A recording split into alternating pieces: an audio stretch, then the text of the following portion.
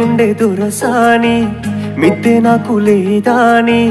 మరి సెట్టున్నావే మనసిచ్చినోన్ని కూలి చేసే పేదోన్ని పుట్టగతి లేనోన్ని ప్రాణంగా ప్రేమించి పరాయోన్ని తినే